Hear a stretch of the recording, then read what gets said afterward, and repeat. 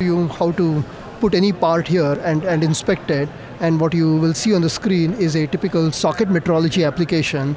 So in socket metrology, we are taking these thousands of pins that are on a circuit board, and then before a CPU or a GPU is mounted, you want to make sure that all these pins are correct in heights and dimensions and angles before you bring in the CPU or GPU in play. Right. So that's when measurement is needed. Right. So in this particular application, what Jeff is looking at is a socket pin metrology application. As we say, there are thousands of pins that you see on the right-hand side, and what you see in this 3D rendition is the actual shape and the heights of the pins.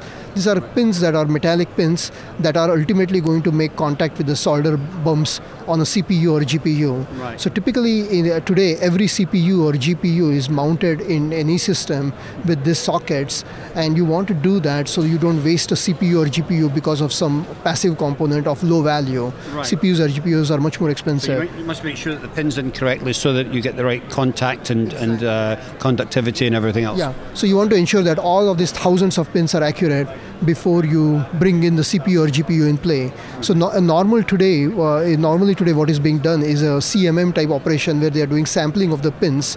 Takes them hours and it's not accurate enough, right. and still you don't get 100% inspection. With SQ-CMM we can do 100% inspection of all these thousands of pins, all in less than 10 or 15 seconds, and we can assure everyone that the pins are correct before you bring the CPU or GPU in play.